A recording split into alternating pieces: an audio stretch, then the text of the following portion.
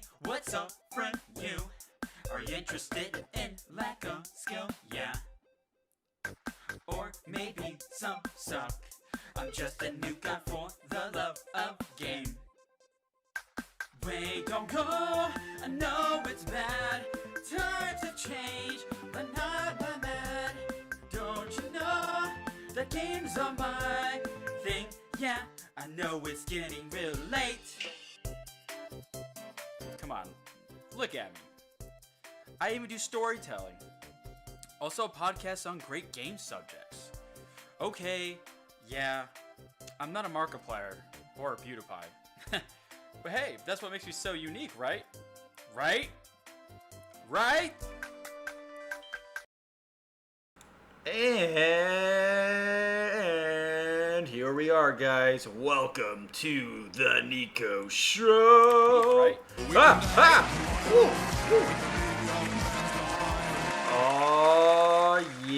Oh yeah. So I hope you're all ready to see some of this more Niko and Niko topics and Niko this and Niko that. I am doing as best as anybody could do out there in the real world. I hope you guys are doing okay in the real world. So what do I mean by that, about me doing okay as you? Well, just trying to live my best life, get strong, and eat well. No, I did not eat well. I ate pretty much just Taco Bell today. That's a new soundbite. Okay. So I got some new sound bites for the NIKO Show or just streaming in general. So if anybody listening out there, we're doing this on YouTube, Twitch, and this episode will be eventually out on Spotify. So that's always a great thing. So without further ado, these are the 3 latest sound bites. We have this. Goliath Online. Classic. The little thing from Sonic. The first one was StarCraft. This one's just my personal favorite. Just spun that boy around like pizza dough. That's right. He spun that boy around like pizza dough.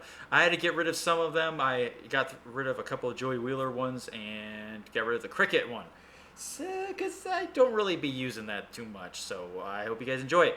So this is the I was going to say 64th episode, but it's not. I had a completely different schedule on what I wanted to talk about today. And it's really sad.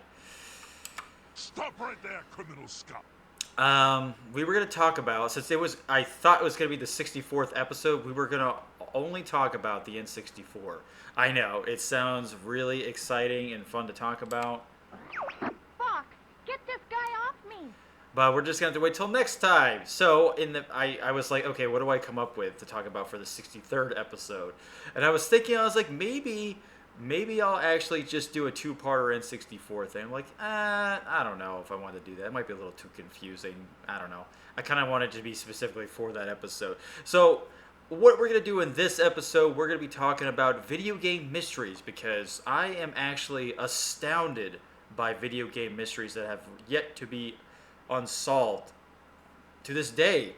I just almost burped up some beans from my Taco Bell. It's pretty disgusting, I know. It's gross. Cocky little freak. I'm not that cocky. Shut up. With that said, the reason why this came up, the whole video game mysteries and all that, the whole subject matter, is because I was playing Twilight Princess on the Wii U yesterday, and one of the best dungeons I've ever encountered and played in any game, and especially in Zelda, is probably one of my favorite dungeons in the Zelda franchise, is Snow Peak Ruins.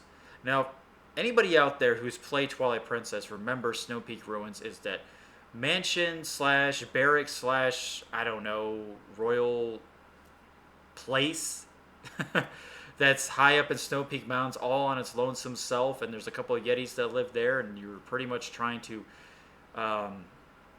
they're trying to help you, and you're helping them, and by killing the monsters, and they give you the Twilight Mirror piece, or you're trying to get into the master bedroom where it's at. And turns out, the place has gone to shit. It's been the ruins have been run down for a very long time, and the mystery is who used to live here? What was this used for? What was its original purpose? So I looked up an entire video trying to find that out last night, and it blew my mind. It was a very well done video. I think it was Zeltic is the YouTuber. You should check him out. I just typed in Snow Peak Ruins Mystery, and he came up as the first result. And this video was done about maybe 5 months ago, so it's pretty damn recent, which makes me feel good because it's like people still really care about how this dungeon hasn't been solved. And why this dungeon is so important to me, which we'll talk more about Snow Peak Ruins later if I'm reminded of it with myself or you guys, is that Snow Peak Ruins is the only Zelda dungeon that's not your conventional dungeon. It takes place in a mansion/barracks. It's a rundown estate, and there's so much environmental storytelling in that dungeon that makes me just love it right off the bat. It's just such an awesome way and approach they took with that, and I kind of wish they did that more in the other Zelda games, which they don't really do too much. Breath of the Wild is the only thing I can come up with the best environmental storytelling, because in Breath of the Wild, everything's run down to shit. And you're kind of just getting an idea of what things used to be. And you're kind of like, oh, this person used to do that, or these ruins looked like this at one point. But this one was a specific dungeon. It was very, how do I say, natural. It was very organic, per se. It's kind of strange to talk about a dungeon like that, but if you know what I'm talking about, if you played Zelda games, usually Zelda dungeons are like the most what the fuck kind of things that would never exist in the real world. This Snow Peak Ruins, I could see this actually existing and being a part of the canon of Zelda and life. So, isn't that super duper cool? Oh, chili dogs. Okay. So we'll get to Snow Peak Ruins later if I'm reminded about it, but that what's kind of inspired me to do today. Well, I wanted to do the 64th episode if it was going to be about the N64, but Unsolved Video Game Mysteries is what I wanted to do as well. And we're going to be going through this list here once we get to it, but first and foremost, we got to talk about me. Isn't that fun? It's super fun. You guys always want to hear about me. Uh-oh, retard alert! Retard alert, class! It's not fair. I'm interesting too. Come on, give me a chance. Oh, I just want to say I apologize in advance from the NIKO Show episode from before, because my mic died or glitched out 10 minutes into the stream. So I appreciate everybody who chimed in. We had a good audience, of course. The only good audience that I really had was me fucking up, and maybe that was the joy in it. But I appreciate you guys helping me out and letting me know. Of course, it was like 50 minutes into it, and I didn't have my restream on for some reason. Anyway, it was kind of a mess, so I had to do this. I had to do the whole episode again, and it just didn't come out as good as it originally was. And it's been happening like that a few times here, so I got to be careful. I got to pay attention to it now. Usually this is when a producer comes in, but I'm that producer and commentator and whoever's listening out there. I appreciate it. Thank you so much. You guys are great. If you don't like the NIKO Show, well, fuck you. Ha ha ha ha. Goliath Online. Who? Where? Who? So, let's get into the me part. So, what's going on with NikoTheLegend in real life? I'm still applying for jobs besides being a personal trainer. But I'm not stemming too far from the personal trainer tree. I'm actually looking for other places to work at a gym, like maybe a receptionist or a front desk clerk, whatever you want to call it. You know, just making the simple cash. Just something to keep me going until I find something better in the future when my book actually gets published, which, if you're in the stream right now, you'll be seeing me working on that later on my book. We're almost done with the second draft. I'm super excited about that, so I hope to see you guys there later. Now, I want to stay in the personal fitness field because that's just where I'm most comfortable at. I guess I would say that's where my career path is leading me to do. In case my book doesn't go anywhere, it goes south, or stuff like that, getting your book publicized and popular or making money off of it, that's going to take a long time. It's the same thing with me being my own company as a trainer and trying to get more clientele and all that stuff. It's nearly impossible in these days, unfortunately. We all know why. The good old Wu Flu causing all kinds of shit. Exactly. Fuck! Get this guy off me! Fox isn't here. He's dead. He died a long time ago. Someone had fox soup, and then a new virus was invented. Just kidding. Oh, I cracked my finger. I guess that's what I get, right? Well, there is one other job that I applied for that actually stems from the psychology field, which is this specialized mentor, which is supposed to be not necessarily a therapy type approach to helping kids from ages 3 to 17. That was the age range. It's mostly just getting them on the right path, the right track, kind of being like a motivational type person, pretty much as a mentor would be. So it's kind of like I do that already as a trainer, helping people out, getting through their daily lives, starting new exercise programs, making them sure they stay fit, and just really caring about their body. This is going to be more on the mental and psychological state. And I got a bachelor's in psychology back in 2016, so it wouldn't be such a bad idea to really utilize it once again. I think that'd be pretty cool. But like no time, everything happens for a reason, time and place. If it's in the cards, if it's meant to be, it's meant to be. If it's in the cards, then that's great. I try to see life in that regard to where if it doesn't happen right away, there's a good chance it'll happen later on in life. Okay, so basically, if you want to put this in layman's terms, be patient. Just be patient with everything that's been open to you or that you're trying to accomplish. It doesn't happen overnight, and with me, it sure as shit doesn't. And for anybody who knows me personally, you know what I'm talking about. My success story hasn't really happened as well as other people's success stories because they have it easy. They have it easy.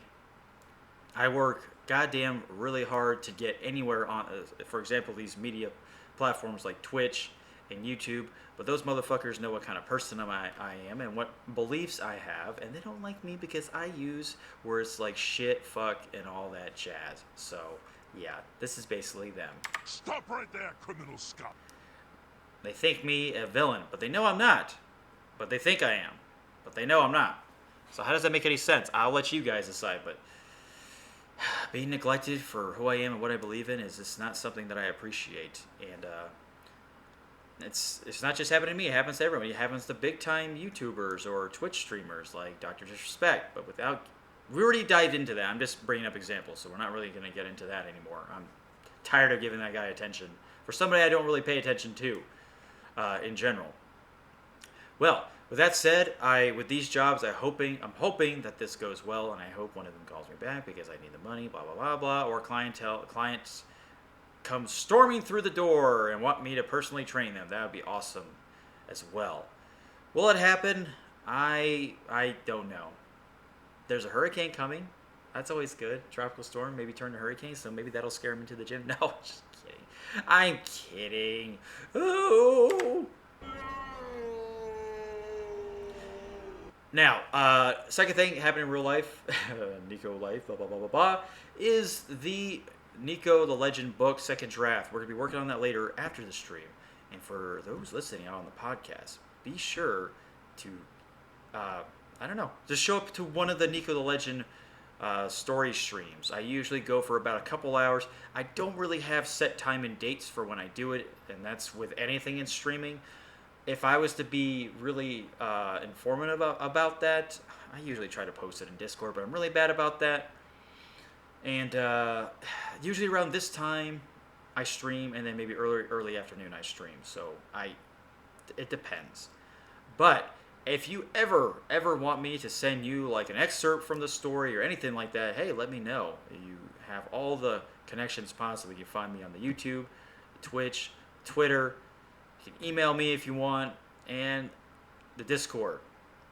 Discord. If you want to be a part of the NIKO community, that'd be great. Ha ha ha ha. So, enough about the real life stuff. Now let's talk about the games that I'm playing right now. Started playing Final Fantasy 14. Got the level 80. We're at max level. Boom. Got to beat all the main story scenario quests. Can't wait to do that and then get that awesome baller gear in MMOs that we all love to do at the end, which takes countless hours to do. Isn't that exciting? Very, very exciting. Liar! Yeah, I know, I am lying. But I finally did it, guys. I finally got to level 80, so it's pretty exciting. Still playing Paper Mario Origami King. I'm trying to 100% that so I get the best ending. I'm about 50 hours in, game is still a lot of fun. And you know what? I had a revelation of sort, which I've been trying to do for the past year, and I've been pretty shitty about it. But now I think the time has come.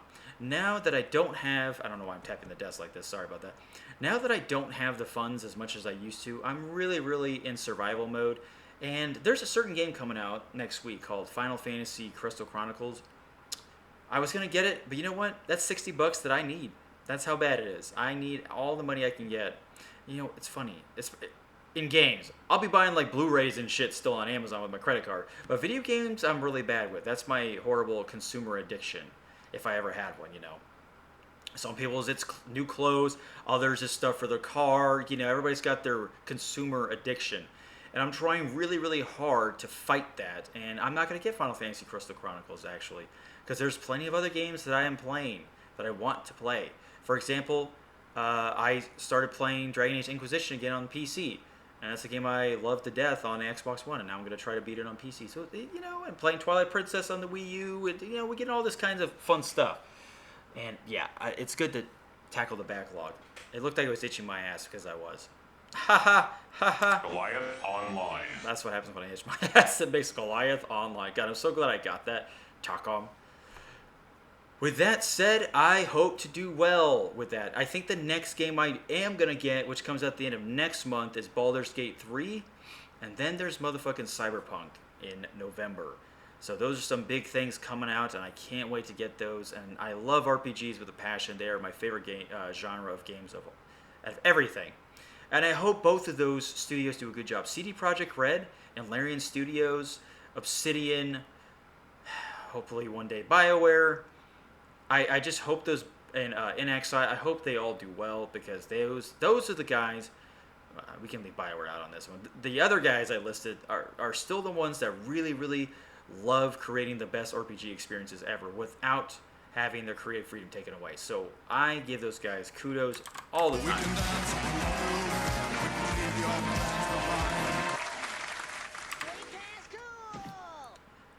Those guys know how to make games still great. You notice how I didn't mention Bethesda? Yeah, there's a good reason for that.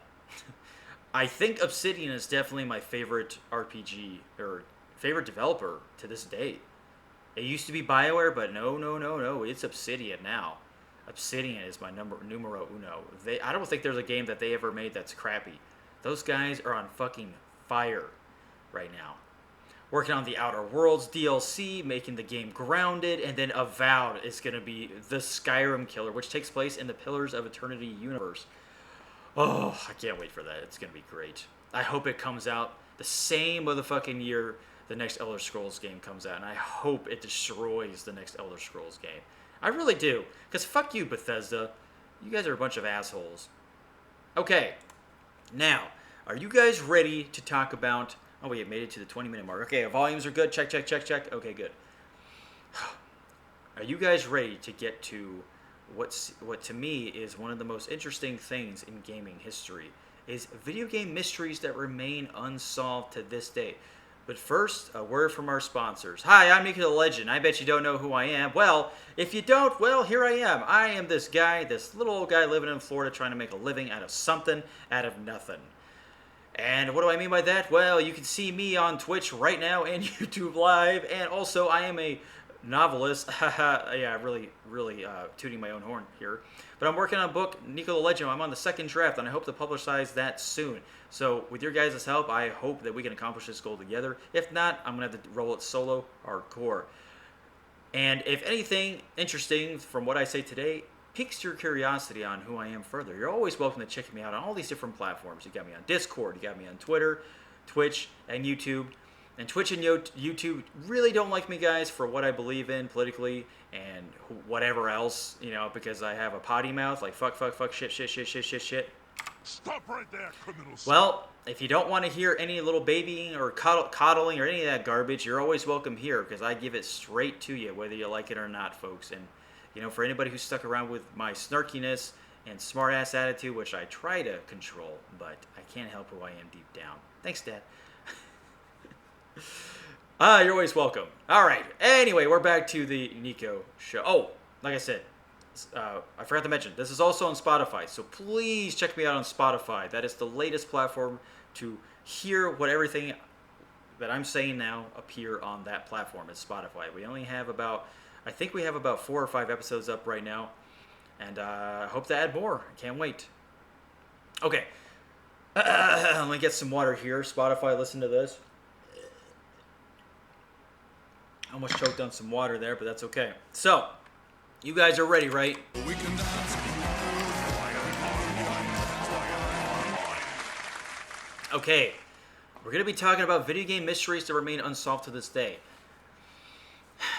Now, this, I already mentioned it earlier, but this really interests me a lot because these are video games, guys. These are video games that have mysteries within themselves. And you wouldn't think that developers would make things, I don't know if they do it on purpose or unintentionally, things in video games that are so convoluted that we can't even figure out what they were trying to portray. Now, that happens normally, okay? There are plenty of times in real life to where we're trying to understand what someone's trying to portray and we can't really get it. And then sometimes they don't really emphasize on what they're trying to say and they kind of just move on to something else. And you never know what they truly meant by that. Only that person really knows themselves.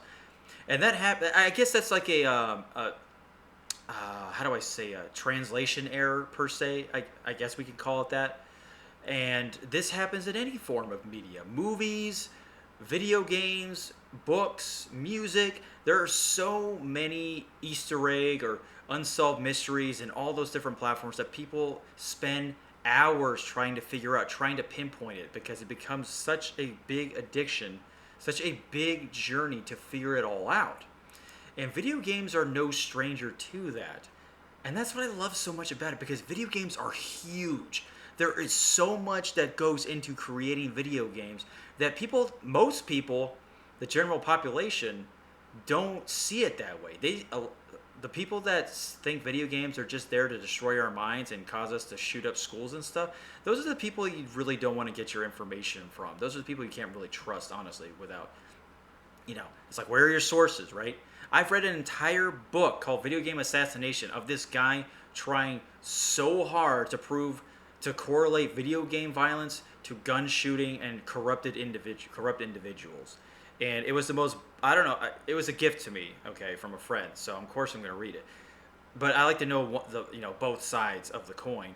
And it was the most bombastic thing I've ever read. It was just some guy blowing fucking smoke. It was ridiculous. He was just one of those people that just thinks video games are the cause of it all. No, that's not it. Not at all. With that said, video games are, like I said, they're these huge art projects that they don't get the recognition of people seeing them as art. And I don't understand why people don't see it as art. They don't know enough about it. They don't have the education to know how much work and how many people it requires, and time and sweat and tears that goes into making this stuff. It is a huge undertaking. No matter who you are or what kind of game you make, it's always going to be something difficult. It's always going to take a lot of time. And with that said, I'm going to load up this right here. There we go. Now you can see it. For those of you on Spotify or listening anywhere, I popped up the visual aid for this, of the article. Now, like I said, video games are a huge undertaking, and it requires everyone to be just about on the same page, because if you're not, it's just like anything else in life that requires a group of individuals to create some type of art piece. It's going to fall apart. Now, there are some people out there like Toby Fox who can make Undertale all on his own and be a fucking badass, but imagine how long it took him to make that game, right? Some people get lucky, some people just have what it takes to do it, and they're really smart individuals. Making a video game on your own is not easy. Now, with all that said, once these games have been created, there is so much that is put into them in terms of content, like graphics, music, dialogue, story, quests, gameplay, combat, whatever, you name it. And the biggest thing to me out of them all that seems to stick out is the video game mysteries. And it's a mystery to me in first and foremost, because do these developers, when they're spending all this time on these games, do they make these mysteries on purpose? Or are these mysteries that were never solved in the end, or never completed? Like they didn't have enough time. They ran out of time. They had to, because they have these due dates. They have to get these games out. And I would assume that not everything's tied up in a nice little bow in the end. That's why nowadays they have updates and all that jazz to wrap that all up. But not updates don't solve video game mysteries, though, for the most part. Video game mysteries are just the really, really obscure things that people happen to find or just can't figure out. And we'll never know. Honestly, we'll never know if they do it if the developers put them in on purpose, or they're just playing tricks on us. Like it's like little devils just wanting to like confuse us and make us really pay attention to their game. Like it's a good marketing strategy. It really is the best marketing strategy. If I was to make a video game, you're damn right. I would put a video game mystery in there that people would spend hours trying to solve, or they would find like 17 years later and be talked about. That's how you immortalize yourself, besides making the game itself. With this list in mind, we're going to try to get through this as best as we can, and I will go through it personally if I ever encounter this stuff in the game. If I played it, if I haven't, I'll try to dive into it my best. But for anybody else listening out there, let me know if these are some mysteries that you're still trying to figure out. If you know anything, oh God, I would love to know what you guys think in the comments below, if that's something you're interested in. Without further ado, we will get into the first game on the list, okay? Now, if I was listening to this on Spotify, I'd be really excited because you can't see anything that I'm showing, so it's like a completely big surprise. So this might be one of my favorite episodes that goes on Spotify, just because I want to go back to having fun on this show. Well, I've been having fun, but we've been talking about some pretty controversial things in the past 5 episodes, I would say, like a lot of Dr. Disrespect, cancel culture, the whole Black Lives Matter stuff, and yada, yada, yada. I like to just go strictly gaming, and that's what this show is based upon, really. But sometimes I like talking about Star Wars or Mass Effect comments or cancel culture. Don't worry, eventually we'll get some more special guests. I think Captain Kirsch out there would love to be on the NIKO Show. We're going to be talking all about the universe. That's going to be interesting. I really hope we do a good job with that too. I think we can. I know enough to get somewhere with that and just make up shit as I go. So we're good. Liar! Okay, I am. All right, number 1. Listen carefully. This is Super Mario Sunshine, and this title is Some Light Underwater Reading. The Super Mario franchise has some weird little oddities hiding in the fringes of its games. Considering the fact that this is a series that includes flowers that make you spit fire and recurring characters who are literally walking and talking mushrooms. That's certainly saying something. In Super Mario Sunshine, our hero takes it upon himself to rid an island paradise of graffiti. Yeah, really exciting, right? An adventure that leads him all around the island and to the bottom of the ocean. Oh, Super Mario Sunshine was a lot of fun. Speaking of which, the game's biggest mystery happens to be located on the seabed in the Noki Bay area. By exploiting a glitch, players can clip through solid walls and into a small structure underwater. Inside, they can see a small book that cannot be picked up or otherwise interacted with in any way. What's it doing here? There are a few theories, some more plausible than others. Some believe it to be a part of a cruel joke on the part of Mario's creator, Shigeru Miyamoto. The most commonly accepted theory, however, is that it was left over from some type of side quest that didn't make it into the game. So that's what I'm talking about. A lot of this stuff, that's the easy route, is to think that this is unfinished business or content that was never implemented into the final game. Which is weird because as a developer, I know that these guys have to keep going, keep moving on, make different games, sequels, and then eventually they do come back to the deal or these games and re-release them in HD format or remaster them. Here's my question: if you're gonna do that, maybe they forgot altogether because it's been so long. Why not implement those Easter eggs or things that players have found within the game's coding or just in the game itself and actually complete that? Why don't they do that? Is it because they can't find the original source code, or is it because, that tech can't be really well utilized on current day's tech, and they can only do so much. They have to reverse engineer it because I know that's a pain in the ass to do. But you know what? If you're gonna, this is what makes these HDs or remasters really sketchy and cash grabby, because they really don't do much to make it worth buying again. Now, I do like it if for example, Twilight Princess from the Wii to the Wii U is like night and day, because the Wii and the GameCube has shitty resolution. The Wii especially is 480p. It looked like trash. And now on the Wii U, it was 1080p, and it looks fantastic. Things look a lot clearer. You can actually see where you're going. You get to really enjoy the game's beauty. It's not always that's not always the case though with HDs or remasters. Usually they're really, really fucking terrible, and they don't really make much of a goddamn difference. They're definitely cash grab. Like The Last of Us Part 1 remaster came out a year later. That's a fucking joke. And Metro Exodus and Metro Last Light in 2033. Those are prime examples of remasters that look nothing different about them at all. And they came out about a year or two later. It's just a waste of money and time. It's the same thing with the Handsome Jack collection. There was really not that much that changed. Same thing with the BioShock remaster collection. Nothing was really changed in those games. It was just cash grab for the most part. That's how I see it. But my question still stands. Why don't these developers take the time to solve these mysteries for these people and just make them, have some closure? And it's like, well, maybe they don't want to do that, and people just want to go on this wild goose chase. I don't think that's fair, because there should always be an ending to some kind of mystery. We just need to find it. And I hope, Nintendo does that. If they re-release Super Mario Sunshine, it would be kind of cool to see that actually utilized. If you're not going to take out anything, just add. It might be easier just to add on to the game instead of reverse engineering and taking that stuff out, or whatever you want to call it. Okay, on to the next game, Blood Rain 2. This is a game I barely remember playing. I found out a couple weeks ago that you can buy Blood Rain 1 and 2 on Steam.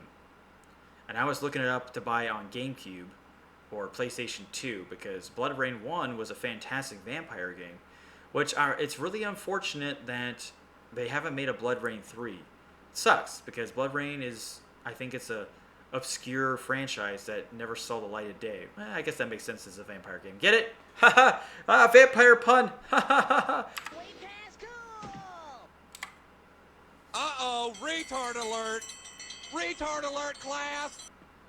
With that said, I do remember, this is so long ago. I played Blood Rain 1 on the GameCube, and it was a very long time ago. I haven't played it in a long while, and I would like to get it on PC, but there's a lot of reviews saying how unoptimized it is, because of how fucking old the game is, which is always unfortunate. So I probably have a lot better chances buying on consoles, but it's so cheap on Steam. Alright, this one's called Beware the Giant Rat in Blood Rain 2. This auto warning appears in vampire action game Blood Rain 2 at the start of the level's sewers smuggling route. After the level's opening cutscene finishes, Rain needs to backtrack to the sewer grate at the start of the tunnel and then tilt the camera upwards in order to see this bizarre Easter egg. A sentence will scroll through the air over Rain's head, containing a very ominous warning. Beware the giant rat. Spooky, right? As it weren't weird enough that words were appearing out of thin air, the next oddest thing is the fact that there simply isn't a giant rat anywhere in the game. So what gives? Was this a reference to an enemy encounter that was cut from the final game? An inside joke among the designers? Why would it appear as floating words and not as graffiti on the walls? Whatever the case, we're still keeping our eyes peeled for the giant rat. After all, we were warned. I'm just going to go that this was just maybe a graphical glitch or an error, something wrong with the coding. I'm pretty sure this was probably meant to actually go in one of the levels where it made more sense. I mean, a sewer is the perfect place to do it, but maybe this was supposed to go on a wall. And yeah, maybe there was an enemy rat that was supposed to be in there. We'll never know for sure. I kind of wish, see, this is what I'm saying. I kind of wish the developers would actually answer that and be like, oh yeah, we fucked up on that. I kind of wish they would own up to it. I mean, come on. But that's something that's just a little peculiar. I don't think it's one of the biggest video game mysteries unsolved, but I think it's way more cryptic about having Mario swim into glitch through a level where there's a book to read underwater. That's pretty cool. Now, this is going to be a huge one right here. We're going to go to the next one. Who or what is the G-Man Half-Life series? I don't even think fucking Valve knows. And Half-Life Alyx is the latest entry. When was this article posted?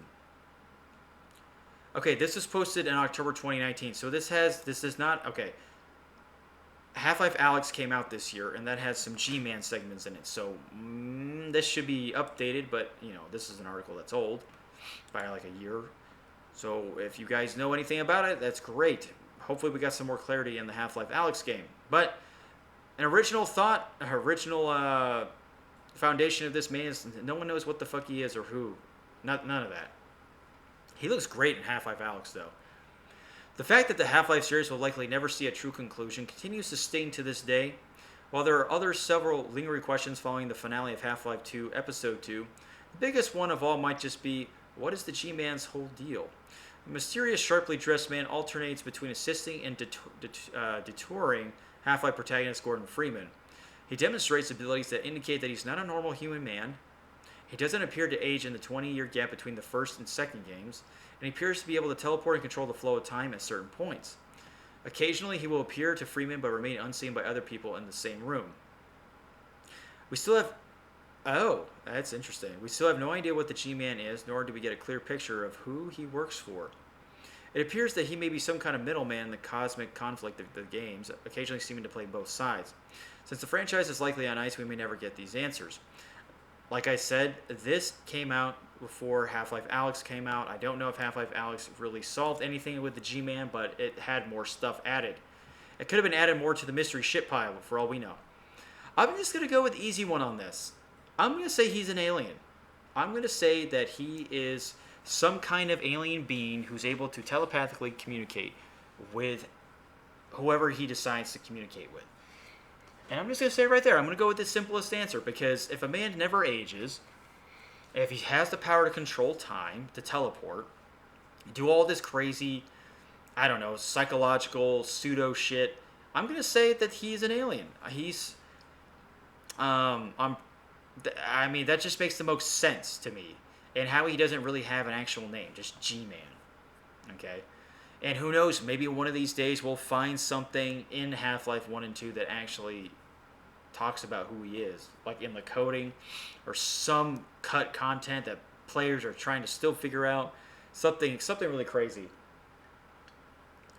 But you see, notice how like Half-Life 1 and 2 has to do with like aliens and creatures and, you know, monsters, like experiments gone wrong. Who's to say that the G-Man isn't the guy completely behind it, or he's just he's a figment of Freeman's imagination or something. Like they did something to Gordon Freeman which really fucked up with his mind, or something along those lines. I've never played the first game. I played halfway through the second game, and I never played any of the other stuff, so I'm not really the biggest Half-Life 2 fan here. I do enjoy what those games did, because they are amazing games. And Half-Life Alyx, I really hope that the G-Man mystery is more complete. Because Alyx sees the G-Man, so maybe the G-Man only appears in front of what's important to him on how he accomplishes his goal. Because the G-Man, Half-Life Alyx is before Half-Life 2. Well, there you go. What do you guys think? I think I mean, I'm just gonna say he's either it's like a how do I say it? Kind of like a Fight Club, where he's just having like this identity disorder with himself. You know, like Brad Pitt is the G-Man, and he's just, you know, living out that life through G-Man, and then at the same time, Gordon Freeman's doing what he's doing. You know, it's like he's schizophrenic or just hallucinating. Who knows? Gordon Freeman might have hit his fucking head or something real hard and causing him to hallucinate. And for some reason, this is the image he sees. Maybe this is someone in his past life.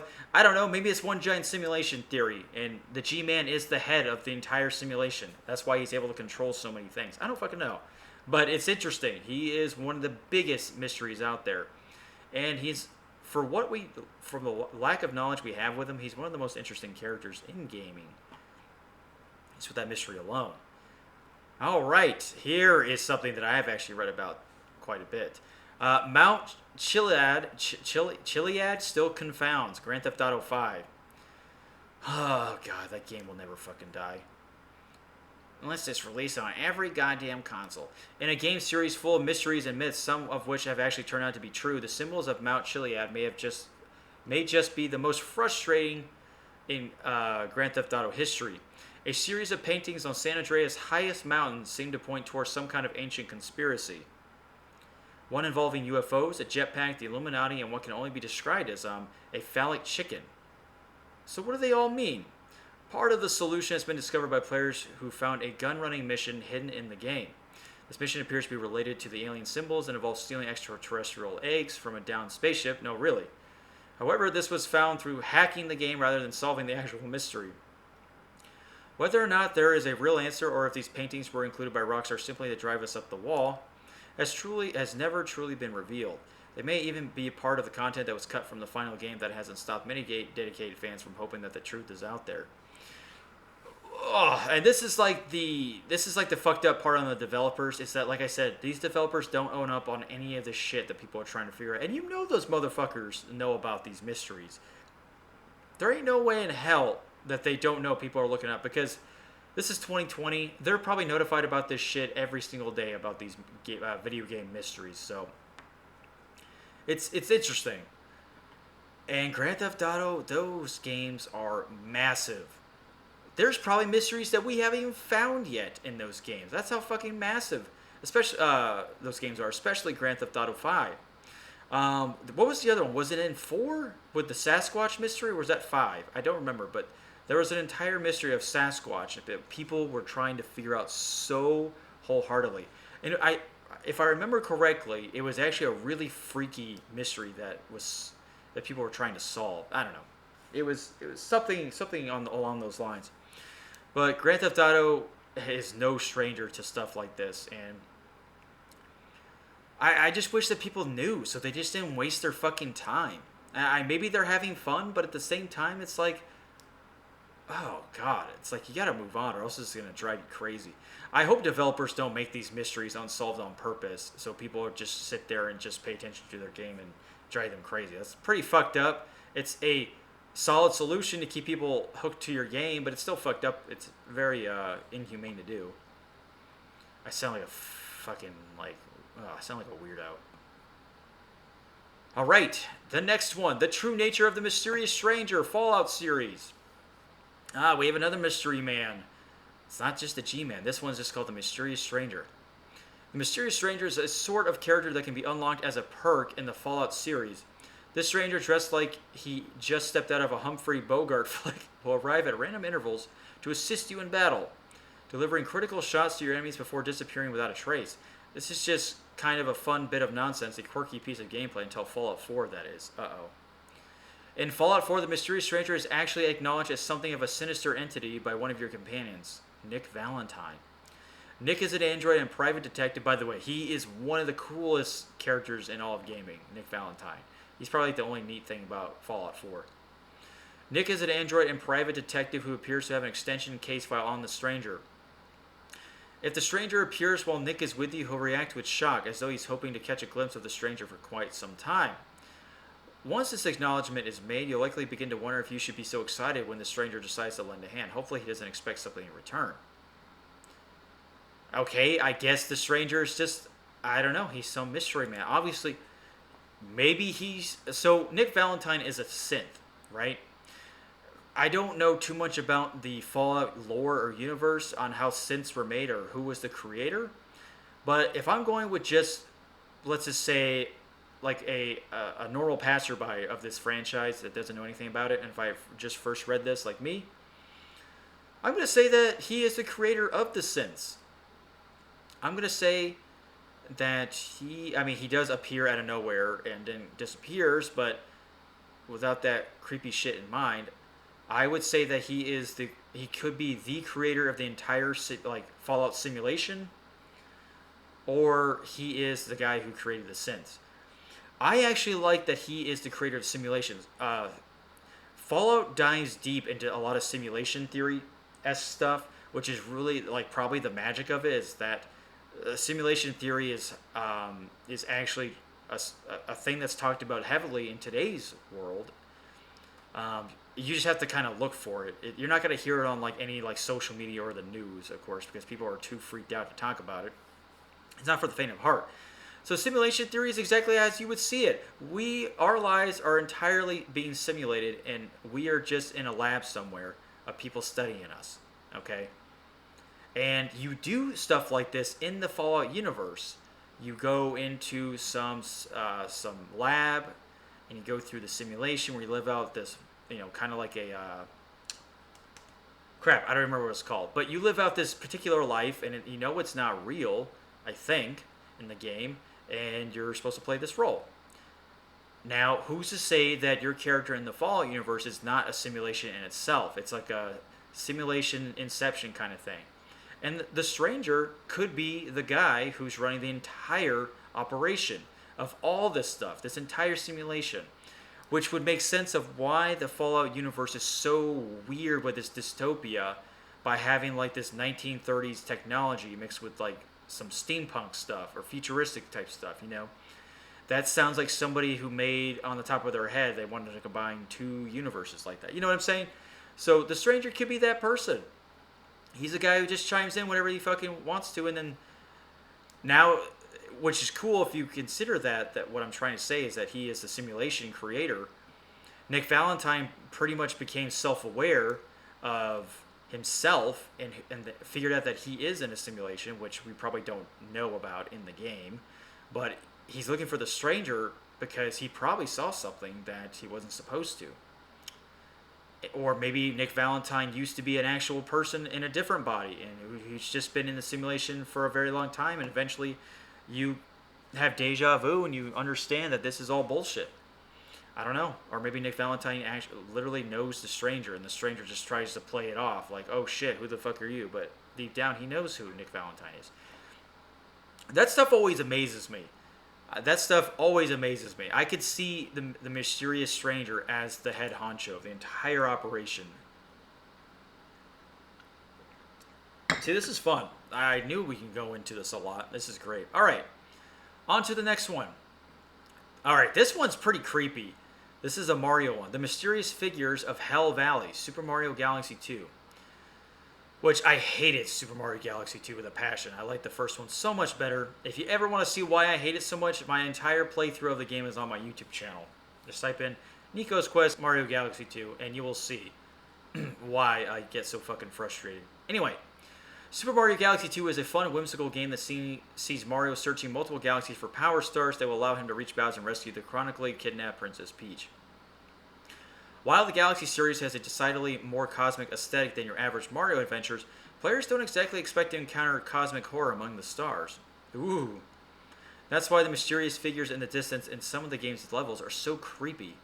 They appear to be following Mario and Luigi throughout the game's Shiverburn and Grandmaster galaxies. When curious players went digging into the game's internal code, they discovered that the texture for these little guys is named Hell Valley Skytree. What? That's not exactly the most insidious name for a group of beings that were already giving players the heebie-jeebies. It's worth noting that the also creepy internal name for the Shiverburn Galaxy level is Beyond Hell Valley, which seems to indicate that these figures may be leftovers from a planned area of Shiverburn Galaxy that didn't make it into the final game. Whatever the case, they're the eeriest things to appear in a Mario game since that evil piano in Super Mario 64. Oh god. Yeah, the piano is terrifying in Super Mario 64. But these little figures here, I'd say they're just aliens just watching Mario and Luigi doing their thing. I mean, if they're going to like different galaxies and planets and stuff, star systems, then yeah, I would see that these are just creepy ass motherfuckers just like, what the hell's going on? Because they're looking down at what Mario and Luigi are doing, and they're like, that's weird. What are these fucking overall motherfuckers doing on our planet? Just spectating. But it is very creepy, and I kind of like, I like that a lot when these creepy things happen in Nintendo games. And, jeez, it's amazing that this was actually in the game's coding. And see, people have to like dig into that stuff. Hell Valley Skytree is a pretty insidious name, if I do say so myself. Ugh.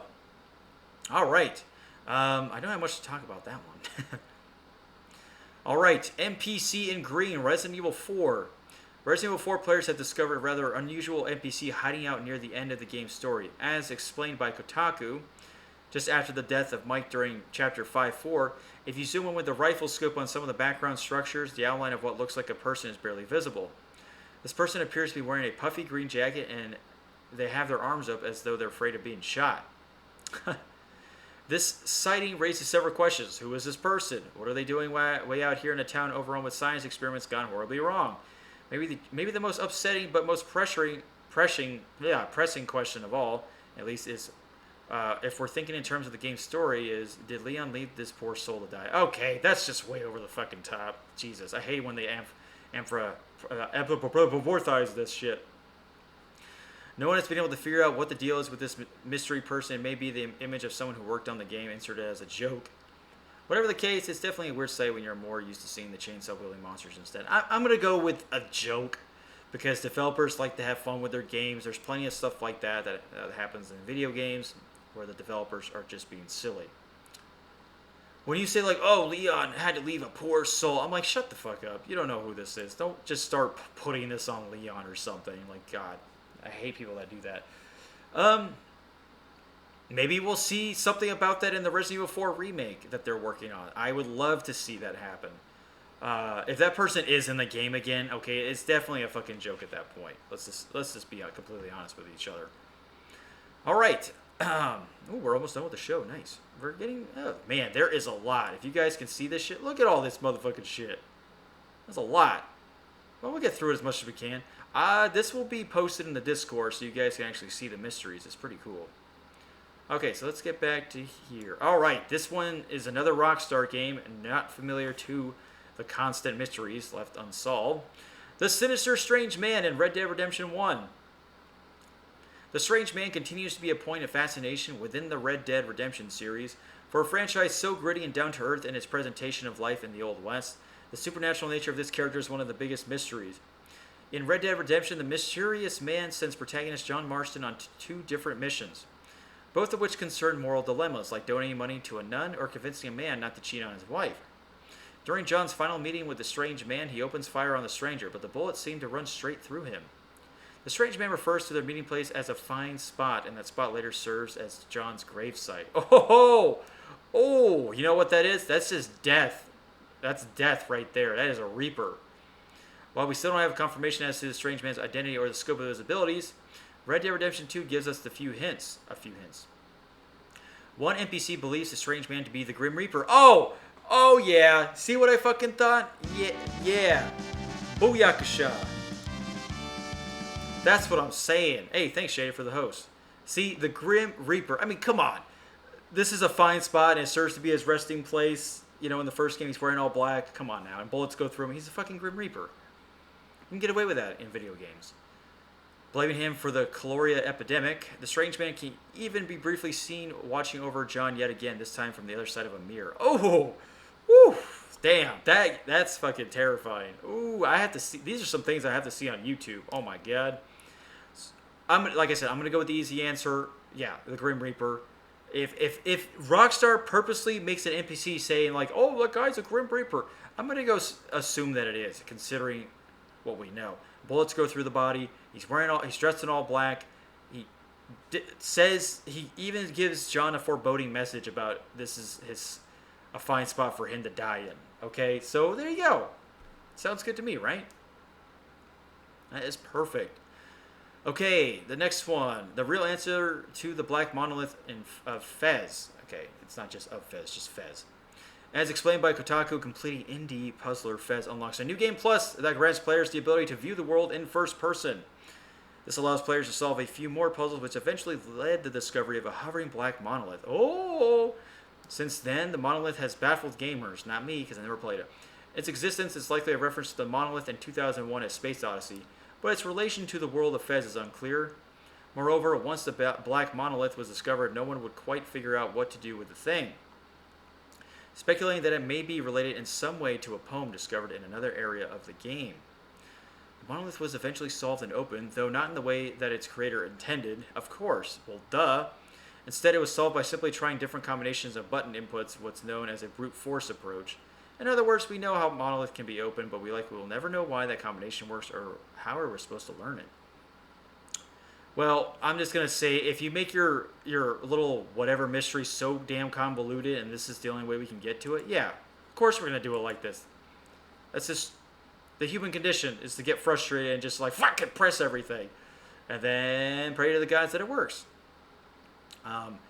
I can't really go too far much into this. I should see 2001: A Space Odyssey. I have not seen that movie. It's quite unfortunate, I know. But it's interesting to know that people were actually able to figure out how to do this mystery, or which is good. But nobody knows for sure. It's like what you were supposed to actually do. But whatever. It's like that's not really a big one if they technically solved it. Okay, messages in static. Far Cry 5. Ah, interesting. It's always cool to see latest games, or later games, like in the past, like 5 years or something, have, unsolved gaming mysteries. It's always fun. Goliath online. I'm alive.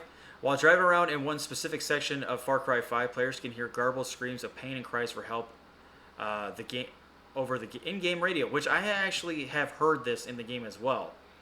It is pretty freaky.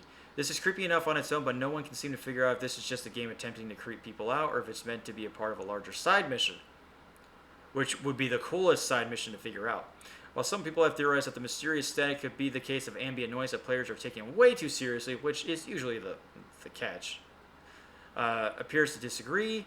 After searching around the map for the interference himself, he concluded the hyper-localized nature of the static made it hard to simply chalk the phenomena up as simply a random collision of the game's complicated emergent storytelling systems. In other words, it felt too specific to one spot. What happened here? Could it really just be another layer of immersion, courtesy of the game's developers, or is it just another mystery here that we're meant to unravel?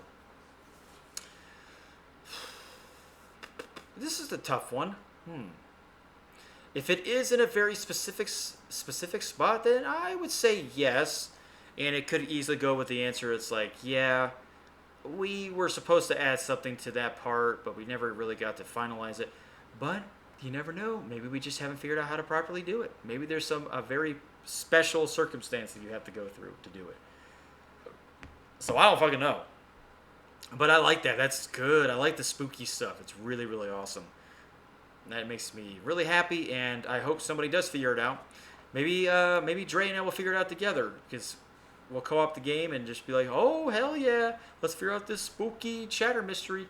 But I'm sure people have spent countless hours trying to pin it down, and maybe people are trying to pin it down by going through the game's coding. Who the fuck knows, right?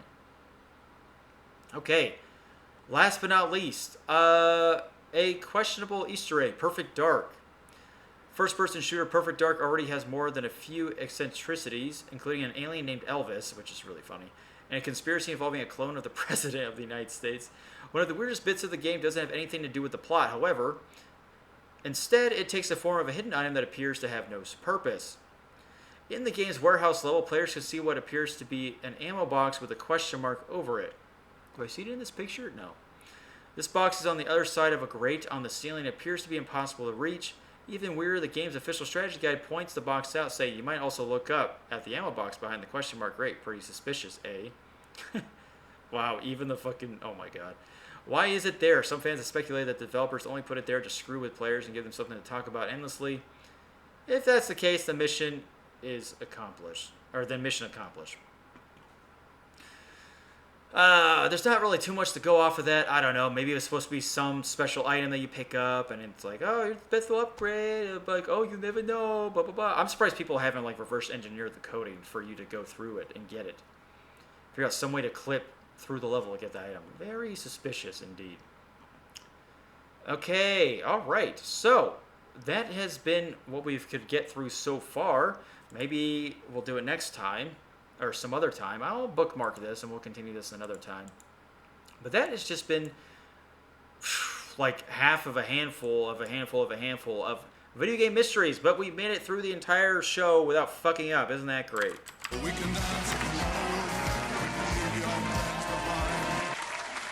Isn't that fan-diddly-tastic? That's great, right? Well, guys, this has been the NIKO Show. I have been your host, NikoTheLegend, and for anybody listening out there, I appreciate you're always welcome to find me on the Twitch, Twitter, Discord, YouTube, and Spotify. Clip. Spotify, for you listeners out there on Spotify, I appreciate it, and I hope to get even further out on the Spotify realm. And you guys are always welcome to check me out on there. The NIKO Show by Nicholas Sorokin. Yeah, that's right. That's me. And next time we do the NIKO Show, we will be going over the N64. And we'll talk all about it because it'll be the 64th episode. So I hope to see you guys there. And one last final statement. I hope you guys make it through the rest of the year. If not, I'm going to be very disappointed. That's not a statement. That's more like a threat in a way. A very passive threat. Statement is, NikoTheLegend is, I'm here to make the best book in the world, and I hope you enjoy. Okay, see you guys later.